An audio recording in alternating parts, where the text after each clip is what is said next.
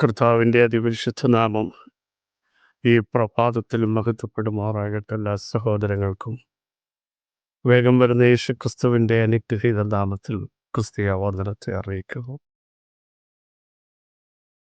ഓരോ ദിവസവും കൃപയിൽ നമ്മെ നടത്തുന്ന ദൈവത്തിന് നന്ദി നിറഞ്ഞ ഹൃദയത്തോടെ സ്തോത്രം ചെയ്യാം. ഞാൻ യഹോവയ്ക്കായി കാത്തിരിക്കും, അല്ലെങ്കിൽ ഞാൻ യഹോവയെങ്കിലേക്ക് നോക്കും. എനിക്ക് രക്ഷ തരുന്നൊരു ദൈവമുണ്ട്, ആ ദൈവത്തിനായി കാത്തിരിക്കും. അടുത്തത് ഉറപ്പായി പറയുക, യഹോവയായ കർത്താവ് എൻ്റെ പ്രാർത്ഥന കേൾക്കും. നമുക്കൊരു പ്രാഗൽഭ്യം ഇന്ന് പ്രഭാതത്തിൽ ഉണ്ടാവണം. എൻ്റെ പ്രാർത്ഥന ദൈവം കേൾക്കും. എൻ്റെ പ്രാർത്ഥന തള്ളിക്കളയാതെയും യാചന എടുത്തു കളയാതെയും ഇരിക്കുന്ന ദൈവം വാഴ്ത്തപ്പെടുമാറാകട്ടെ. എൻ്റെ പ്രാർത്ഥന ദൈവം കേൾക്കുമെന്ന് നമ്മൾ ദൈവമായിട്ടുള്ള ബന്ധത്തിൻ്റെ ഒരു ആഴമാണത് കാണിക്കുന്നത്. ഞാൻ പറഞ്ഞാൽ അപ്പൻ കേൾക്കും, അല്ലേ? യോശുവ ദൈവത്തോട് സംസാരിച്ചിട്ട് അവിടെ സൂര്യ നീ കിബിയോണിലും ചന്ദ്ര നീ അയ്യനോ താഴ്വരയിൽ നിൽക്കാൻ പറഞ്ഞപ്പോൾ പ്രകൃതി ശക്തികൾ രണ്ട് സ്ഥലങ്ങൾ നിശ്ചലമായി നിന്നത്. ആ മനുഷ്യൻ പറഞ്ഞാൽ ദൈവം കേൾക്കും. എലിയാ ദൈവത്തോട് പറഞ്ഞിട്ട് പ്രാർത്ഥിച്ചിട്ട് ആകാശത്തേക്ക് നോക്കി ഞാൻ പറയാതെ മഞ്ഞും മഴയും പെയ്യത്തില്ലെന്ന് പറഞ്ഞപ്പോൾ ആ മനുഷ്യൻ്റെ ഭക്തനായ മനുഷ്യൻ്റെ വാക്ക് കേട്ട് ദൈവം ആകാശത്തിൻ്റെ ഡോർ അടച്ചില്ലേ? അതേ മനുഷ്യൻ്റെ പ്രാർത്ഥന കേട്ട് ദൈവം ഡോറ് തുറന്നില്ലേ? എത്ര അത്ഭുതങ്ങൾ സംഭവിച്ചു. ചെങ്കടലിൽ പാതയൊരുക്കുന്ന ദൈവത്തിൻ്റെ കരം ഇറങ്ങി വന്ന നമ്മൾ കണ്ടതല്ലേ വചനത്തിലൂടെ. നിൽക്കാൻ പറ്റാത്ത സമയത്ത് ഒഴുക്കിക്കളയുമെന്ന് പറഞ്ഞ് യോർദാൻ കരകവിഞ്ഞൊഴുകിയപ്പോഴും അഭിഷേകമുള്ള പുരോഹിതന്മാർ കാലിൻ്റെ സ്പർശനം വെളിപ്പെട്ടപ്പോൾ യോർദാൻ വന്നിടത്തേക്ക് തിരിഞ്ഞു പോയില്ലേ സഹോദരങ്ങളെ? അങ്ങനെയെങ്കിൽ ഇന്നും നമുക്ക് ദൈവത്തിന് നന്ദി പറയാം. ആ ദൈവത്തിൻ്റെ മുമ്പാകെ നമുക്ക് സമർപ്പിക്കാം. അവിടെ നല്ലവനല്ലോ, അവിടുത്തെ ദയ നീക്കമുള്ളതെന്ന് പറയാൻ ദൈവം നമ്മെ എല്ലാം ഇടയാക്കട്ടെ. എല്ലാവർക്കും ഒന്ന് സ്തോത്രം ചെയ്യുക. ദൈവത്തെ വാഴ്ത്തപ്പെടുത്താം. ദൈവത്തിൻ്റെ പാദപീഠത്തിങ്കിലേക്ക് നമുക്കൊന്ന് സമർപ്പിക്കാം. അത്ഭുതങ്ങളുടെ പരമ്പരകളല്ലേ കഴിഞ്ഞ നാളുകൾ ദൈവം ചെയ്തു. നമ്മൾ നോക്കൂ, ഒഴുകി പോകേണ്ട സമയങ്ങൾ നിലംപരിചായെന്ന് ലോകം പറഞ്ഞപ്പോൾ, നീ എഴുന്നേൽക്കത്തില്ല ദുർവ്യാധി പിടിച്ചെന്ന് പറഞ്ഞപ്പോഴൊക്കെ ദൈവം നമ്മളെ പുറത്തു കൊണ്ടുവന്നില്ലേ? കുടുംബക്കാരും കൂട്ടുകാരും നാട്ടുകാരും നാനാ വ്യക്തികൾ നമുക്കെതിരെ ശക്തമായ വെല്ലുവിളികൾ ഉന്നയിച്ചപ്പോഴും നമ്മുടെ പടകിൻ്റെ നായകൻ മുരക്കാരൻ കാറ്റെ അടങ്ങൂ കടലെ ശാന്തമാകുമെന്ന് പറഞ്ഞപ്പോൾ തിരകൾ അടങ്ങിയില്ലേ? അങ്ങനെയെങ്കിൽ ധൈര്യത്തോടെ ഇന്ന് ദൈവത്തിന് സ്തോത്രം ചെയ്യണം. ദൈവത്തിൻ്റെ കൃപകളെക്കുറിച്ച്, ദൈവത്തിൻ്റെ ശക്തികളെപ്പറ്റി, ദൈവത്തിൻ്റെ ബലത്തെപ്പറ്റി ശക്തിയോടെ വിളിച്ചു പറയാൻ നമുക്കിടയാവണം.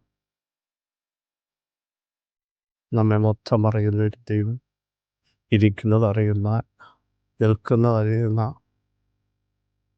കിടക്കുന്നത് അറിയുന്ന, അതിലുപരി നമ്മുടെ നിരൂപണങ്ങൾ, ചിന്തകൾ, അതിൻ്റെ ആഴങ്ങൾ, വേദനകൾ, സങ്കടങ്ങൾ, അതിൻ്റെ ആഴം മറ്റാർക്കും അറിയില്ല. കൂടപ്പുറപ്പുകൾക്കറിയില്ല, കൂട്ടുകാർക്കറിയില്ല. പക്ഷെ അറിയാവുന്ന ഒരുവൻ പറയും. ദൈവത്തിൻ്റെ നിരൂപണങ്ങൾ ദൂരത്ത് നിന്ന് ഗ്രഹിക്കുന്ന ഒരേ ഒരുവൻ നമ്മുടെ കർത്താവ് മാത്രമാണ്. അവിടുത്തെ മുൻപാകെ നമുക്കൊന്ന് ഏൽപ്പിക്കാം. കർത്താവേ, നിരൂപണം അറിയുന്ന ദൈവത്തിൽ നമ്മുടെ വിഷയങ്ങൾ അറിയാൻ കഴിയില്ലേ? നമ്മുടെ തലമുറകളെ അറിയാൻ കഴിയില്ലേ? ആഴമായി ആഴമായി ആഴമായി ഇന്ന് പകലും പരിശുദ്ധാത്മാവ് ചിലരോട് സംസാരിക്കുന്നു. എന്നെ ആരും കാണുന്നില്ല, അറിയുന്നില്ല, മനസ്സിലാക്കുന്നില്ല. എൻ്റെ സങ്കടം അറിയാൻ ആരുമില്ല, എന്നെ സ്നേഹിപ്പാൻ ആരുമില്ല, കരുതാൻ ആരുമില്ല, കരുണ കാണിക്കാൻ ആരുമില്ല. കർത്താവ് വിളിച്ചു പറയുന്നു, ഞാൻ നിന്നോട് കരുണ കാണിക്കും, ഞാൻ നിനക്ക് കരുത്ത് നൽകും, ഞാൻ നിൻ്റെ കാലുകളെ ബലപ്പെടുത്തും, നിൻ്റെ കൈകൾ കുഴഞ്ഞു പോകാൻ ഞാൻ അനുവദിക്കില്ല, ഞാൻ നിന്നോട് കൂടെയുണ്ട്. ഉൽപ്പത്തി പുസ്തകം 14-ാം അധ്യായം അതിൻ്റെ 22-ാം വാക്യം സുപരിതമാണ്. അതിന് അബ്രാം സോദോം രാജാവിനോട് പറഞ്ഞത്, ഞാൻ അബ്രാമിനെ സമ്പന്നനാക്കിയെന്ന് നീ പറയാതിരിപ്പാൻ ഞാനൊരു ചരടാകട്ടെ, ചെരുപ്പിൻ്റെ വാറാകട്ടെ, നിനക്കുള്ളതിൽ യാതൊന്നും എടുക്കയില്ല എന്ന്. സ്വർഗത്തിനും ഭൂമിക്കും നാഥനായി അത്യുന്നതനായ യഹോവയെങ്കിലേക്ക് കൈ ഉയർത്തി സത്യം ചെയ്തു. സംഭവ പശ്ചാത്തലം നമുക്കെല്ലാം അറിയാം. തൻ്റെ സഹോദരപുത്രനെ നമുക്കറിയാം, ശത്രുശക്തികൾ തട്ടിക്കൊണ്ടുപോയി. അബ്രഹാം തൻ്റെ വീട്ടിൽ ജനിച്ച അഭ്യാസികളുമായി ചെന്ന് 318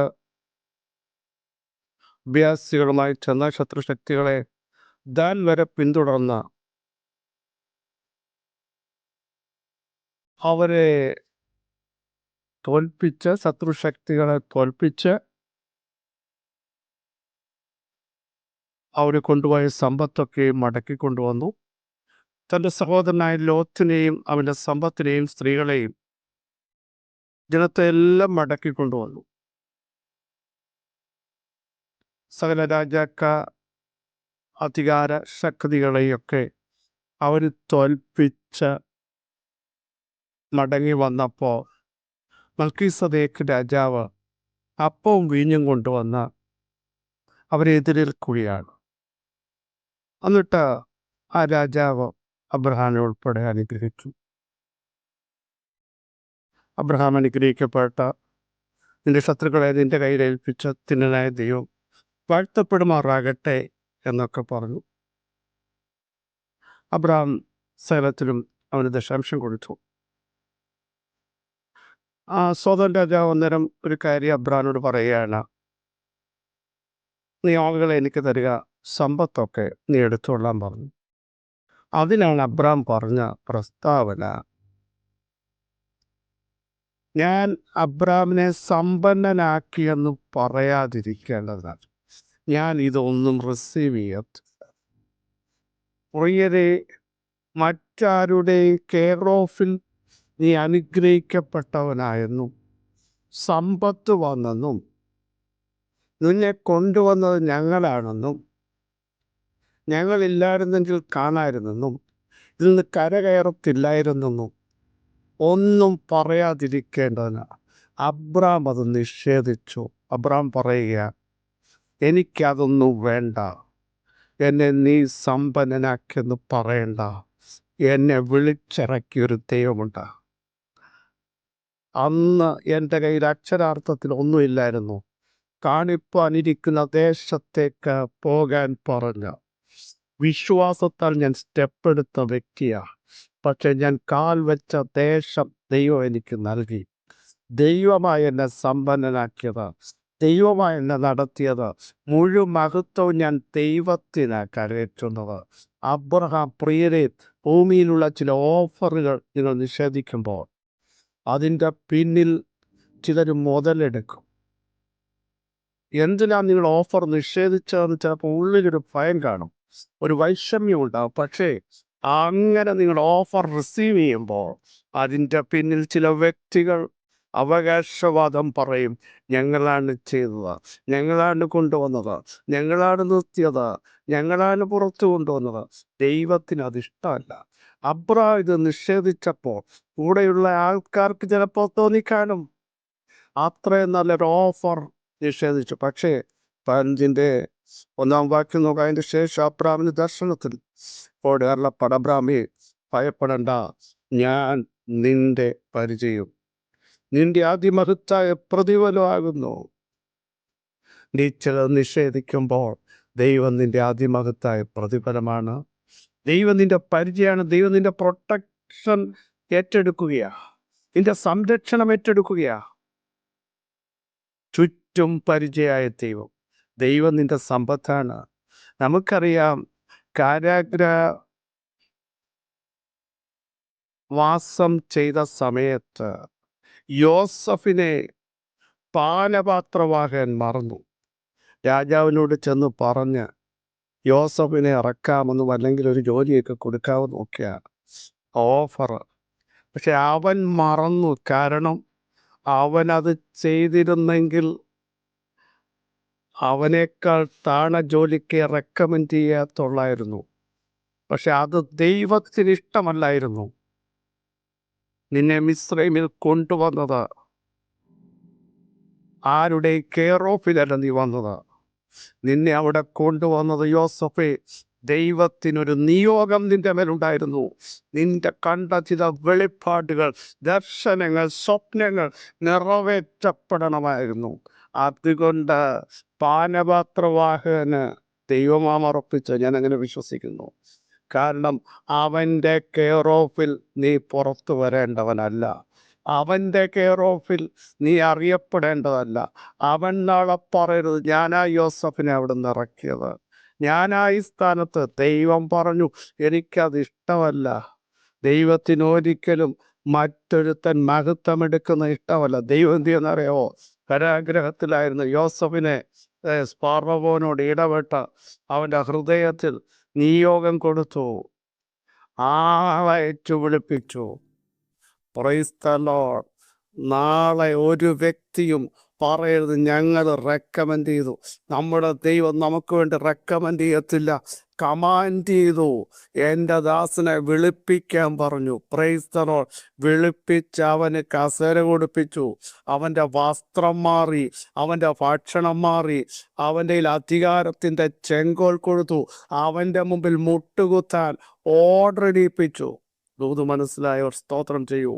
സഹോദരങ്ങളെ, ചില ഓഫറുകൾ ലോകം തന്നില്ലെങ്കിൽ, ചില അവകാശങ്ങൾ തന്നില്ലെങ്കിൽ, ചില ലാൻഡുകൾ തന്നില്ലെങ്കിൽ, ചിലത് നഷ്ടമായി തോന്നിയെന്ന് നിങ്ങളുടെ അകത്ത് വേദനിക്കുന്നെങ്കിൽ പറ, അവർ ഞങ്ങൾക്ക് തന്നു എന്ന് പറയണ്ട. മറിച്ച് ഞങ്ങളുടെ ദൈവം ഞങ്ങൾക്ക് തന്നു, ദൈവം ഞങ്ങളുടെ തലമുറകളെ മാനിച്ചു, ദൈവം ഞങ്ങൾക്ക് ഇത് തന്നു എന്ന് പറഞ്ഞ് ദൈവത്തിന് സ്തോത്രം ചെയ്യാൻ.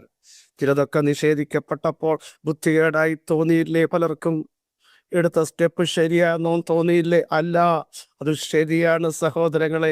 ദൈവം നിങ്ങളെ അനുഗ്രഹിച്ചെന്ന് പറയാൻ, നിങ്ങളുടെ തലമുറകളെ അനുഗ്രഹിച്ചെന്ന് പറയാൻ, നടത്തിയെന്ന് പറയാൻ, വിടുവിച്ചെന്ന് പറയാൻ, എത്തിക്കേണ്ടടുത്ത് എത്തിച്ചെന്ന് പറയാൻ ദൈവത്തിന് പ്രസാദമുണ്ട്. മറ്റാരുടെ കെയർ ഓഫ് വേണ്ട. നാളെ അവർ ചെയ്തെന്ന് പറയുന്നത് ദൈവത്തിന് ഇഷ്ടമല്ല. അതല്ലേ മനുഷ്യനെല്ലാം ചെയ്യുന്നത്. ദൈവം പറയില്ല, ഞാൻ കമാൻഡ് ചെയ്യുന്ന ദൈവമാ. വാക്തത്വമുള്ള മോശയെ മറ്റാരുമല്ല, നിയമം കൊണ്ടുവന്ന കൊട്ടാരത്തിലേക്ക് ദൈവം എത്തിച്ചില്ലേ? ഇതാ മറ്റാരും കൊട്ടാരത്തിലേക്ക് എത്തിച്ചെന്ന് പറയണ്ട. ഡയറക്റ്റ് നിന്നെ എവിടെ എതിർത്തോ അതേ ഇടത്ത് നിന്നെ എത്തിക്കുന്ന ഒരു സ്വർഗമുണ്ട്. യേശുവിൻ്റെ നാമത്തിൽ ഈ വചനത്തിൻ്റെ ശക്തി പിതാവേ ജനത്തിൻ്റെ മേൽ വ്യാപരിക്കട്ടെ. പരിശുദ്ധാത്മാവരെ ടച്ച് ചെയ്യുന്നതിന് സ്തോത്രം, നിങ്ങളുടെ മഹത്വം മറക്കുന്നതിന് സ്തോത്രം, അത്ഭുതങ്ങൾക്ക് സ്തോത്രം, ദൈവപ്രവർത്തിക്ക് സ്തോത്രം, അങ്ങയുടെ ഇടപെടലുകൾക്ക് സ്തോത്രം, തിരുമഹത്വത്തിന് സ്തോത്രം. യേശുവിൻ നാമത്തിൽ തന്നെ ആമേൻ, ആമേൻ.